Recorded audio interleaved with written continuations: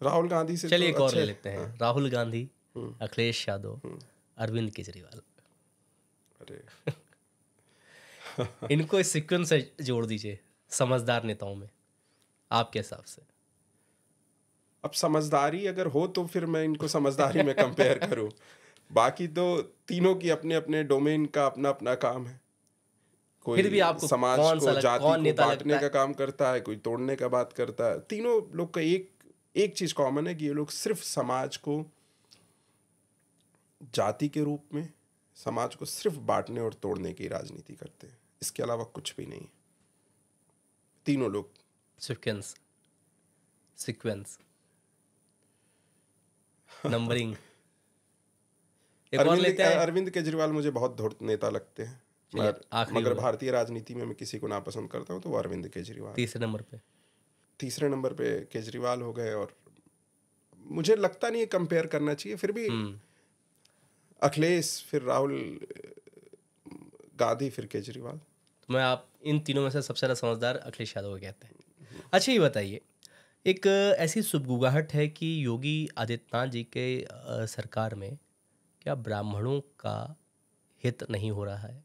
क्या ब्राह्मणों को वो पद नहीं मिल रहा जो ब्राह्मण जिसका नेतृत्व कर सकते हैं? क्या ब्राह्मणों का हित नहीं साधा जा रहा है? क्या ठाकुरों का वर्चस्व बढ़ाया जा रहा है? क्या योगी आदित्यनाथ सरकार पर यह भी आरोप लग रहे हैं कि वो क्षत्रियों की राजनीति कर रहे हैं, ब्राह्मणों का हित मार रहे हैं? आप उत्तर प्रदेश की जब कैबिनेट उठाएंगे तो दूसरे श्रेणी में जो मुख्यमंत्री के बाद जो खड़े लोग हैं वो ब्रजेश पाठक जी मिलेंगे, डिप्टी सीएम है। और सीएम का पूरा प्रोटोकॉल होता है डिप्टी डीसीएम का, डिप्टी सीएम का। तो कहाँ से आप ये बात कह पा रहे हैं कि ब्राह्मणों को अनदेखा किया जा रहा है उत्तर प्रदेश में? आप पूरे उत्तर प्रदेश में आप कैंडिडेट्स की बात कर लीजिए, एमएलएस की बात कर लीजिए, मेंबर ऑफ पार्लियामेंट्स की बात कर लीजिए, आप ब्यूरोक्रेसी में बात कर लीजिए, सबको एक बराबर सम्मान भारतीय जनता पार्टी देने का काम कर रही है। और ये तो विपक्ष का बनाया हुआ प्रोपेगेंडा है कि सिर्फ ठाकुरों की चल रही है और सिर्फ ब्राह्मणों की नहीं चल रही है। ऐसा कुछ भी नहीं है। क्या लोकसभा चुनाव में योगी आदित्यनाथ जी को कमजोर करने की साजिश हुई थी? नहीं, बिल्कुल नहीं हुई थी। क्या आपसी पार्टी मतभेद था? केशव प्रसाद मौर्य कई बार जेपी नड्डा से मिलने जा नहीं रहे नहीं, थे कुछ नहीं था। और कई बार ऐसा ये सब बाहरी चर्चा है, और मैं बहुत नज़दीक से अपनी पार्टी को देख रहा हूँ और उस पार्टी के साथ काम कर रहा हूँ। तो ये सब एक बाहरी प्रोपेगेंडा बनाया गया है। क्या ऐसा कुछ भी नहीं केशव है। प्रसाद मौर्य और योगी आदित्यनाथ में सब कुछ ठीक है? बिल्कुल एकदम सही है। आप आज सुबह की भी एक फ़ोटो देखेंगे तो दोनों लोग मुस्कुराते हुए एक साथ हैं। और फिर आप दूसरी फोटो देखेंगे जेपी नड्डा और केशव प्रसाद मौर्य एक साथ हैं। हो सकते हैं, जेपी नड्डा जी हमारे राष्ट्रीय अध्यक्ष हैं, तो ये तो जाहिर सी बात है कि राष्ट्रीय अध्यक्ष अगर कहीं पे आएगा तो प्रोटोकॉल में लोग रहेंगे। दोनों के बीच में सब कुछ सही है? बिल्कुल सही है। ठीक है। ये बताइए, योगी आदित्यनाथ जी की राजनीतिक सूझबूझ कितनी अच्छी है? बहुत अच्छी है। बीबीसी की एक रिपोर्ट है, जब योगी जी मुख्यमंत्री बने तो वहाँ से एक बीबीसी के एक रिपोर्टर आए कि एक मॉन्क को इतने बड़े प्रदेश का 25 करोड़ लोगों का मुखिया बनाया गया है। देखें तो योगी जी का जब पूरी हिस्ट्री उन्होंने जब पूरा रिसर्च किया तो पार्लियामेंट में सबसे ज़्यादा अटेंडेंस योगी जी की थी, सबसे ज़्यादा एम्पेलेट फंड योगी जी ने ख़त्म किया था, सबसे ज़्यादा विषय अपने क्षेत्र को लेके उठाया था, और गोरखपुर से एक बार नहीं कई बार सांसद रहे हैं।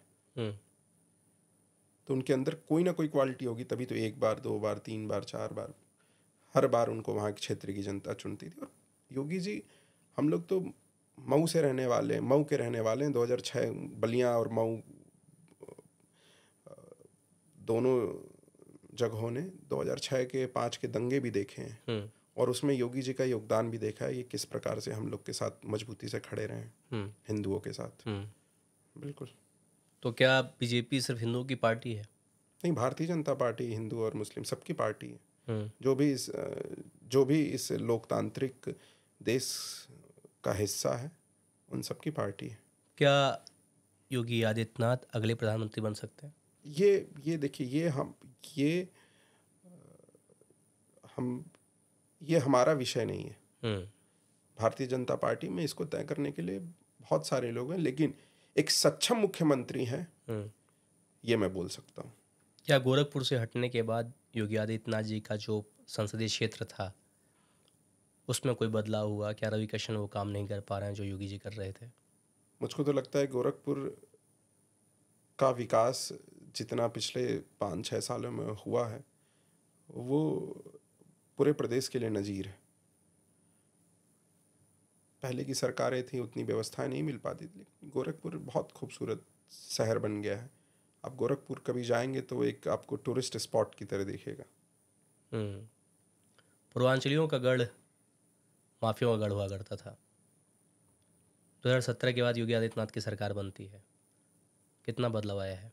पूर्वांचल माफियाओं का गढ़ हुआ करता था, और मैं उसमें सबसे बड़ी बात आपको मैं बताता हूँ आज, कि पूर्वांचल के लोगों को माफियाइज्म को सेलिब्रेट करने का कल्चर था।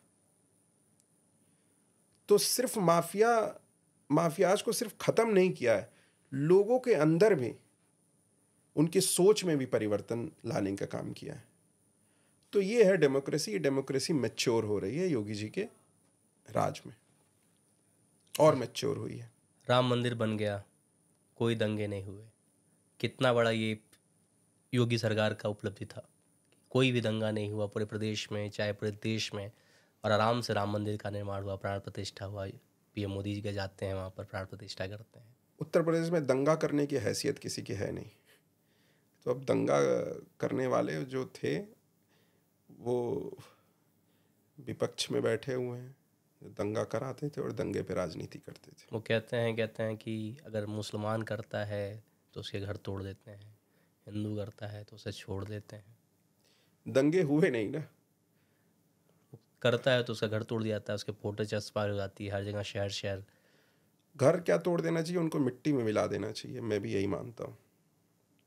दंगा करने का किसी को अधिकार नहीं है। लोकतांत्रिक व्यवस्था है, संविधान के अंदर जो लोग आते हैं वो, और जो विपक्ष तो कहता व्यवस्थाएं है कि आती हैं उसी पे काम करना विपक्ष चाहिए। कहता है कि यूपी सरकार सिर्फ मुसलमानों के खिलाफ काम कर रही है, हिंदुओं के। भारतीय जनता पार्टी दंगाइयों के खिलाफ काम कर रही है उत्तर प्रदेश में। संभल का हादसा हुआ, मस्जिद के नीचे मंदिर की बात हो रही है, वहाँ पर पुलिस पर पथराव होता है, कई पुलिसकर्मी जख्मी होते हैं, कई लोग नामजद होते हैं, एफआईआर होती है। मुसलमान पीड़ित कहते हैं कि भाई हर मस्जिद के नीचे मंदिर ही देखोगे क्या, छोड़ दो। क्यों नहीं छोड़ा जा रहा है? कोर्ट का आदेश है, जो हमारे यहाँ तो जो भी न्यायिक व्यवस्था कोर्ट का, जो कोर्ट का आदेश होगा उसको पुलिस जरूर ज़मीन पे, धरातल पे उसको लागू कराने में काम करेगी। वो कोर्ट का आदेश था और कोर्ट के आदेश पे हो रहा था। कब तक हम मस्जिद के नीचे मंदिर देखेंगे? जब तक मस्जिद के नीचे मंदिर है। कितने ऐसे मस्जिद हैं? ये तो मुझे नहीं पता। क्या ये एक तबके के खिलाफ साजिश नहीं? नहीं, किसी तबके के खिलाफ नहीं साजिश है। हम सब भाई हैं, और भारतीय जनता पार्टी और सरकार की जो भी सुविधाएं हैं वो सभी के लिए लागू होती हैं।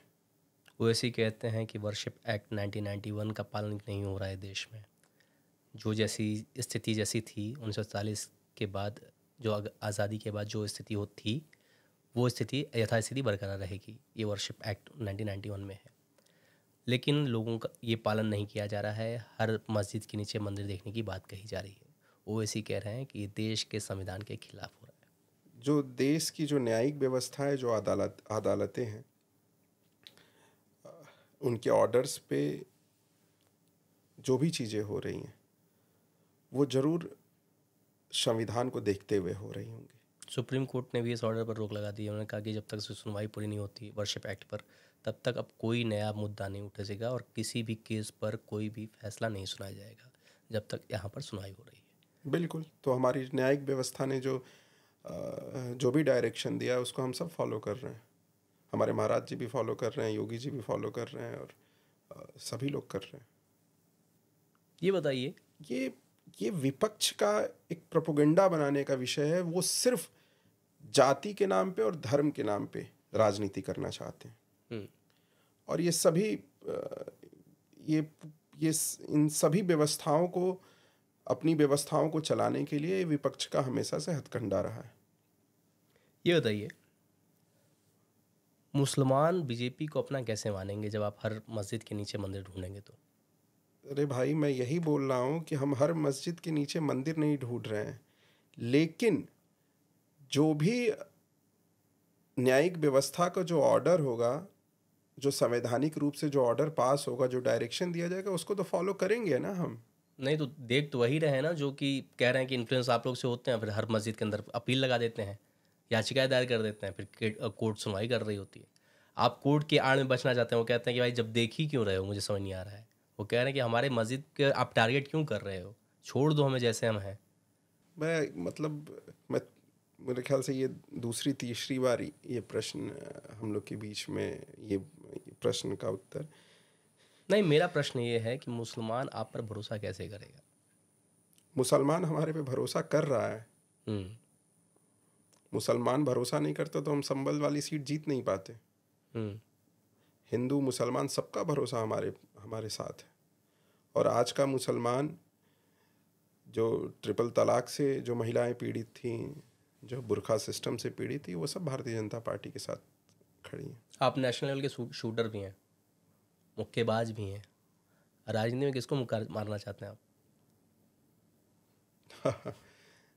चुनाव लड़के।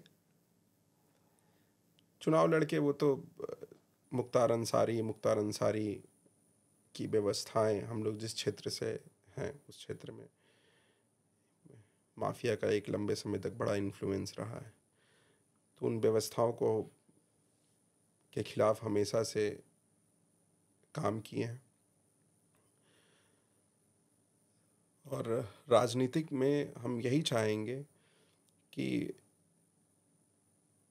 एक सकारात्मक सोच विचार के लोग रहें, साथ में रहें। राजनीतिक बहुत बड़े दिल से करने वाली चीज़ है, और जब द्वंद्व में जो सामने आएगा, फिर तो जितनी ताकत होगी उतनी ताकत से लड़ेंगे। कितना बड़ा काला समय था मुख्तार अंसारी का मऊ में जब दंगा हुआ?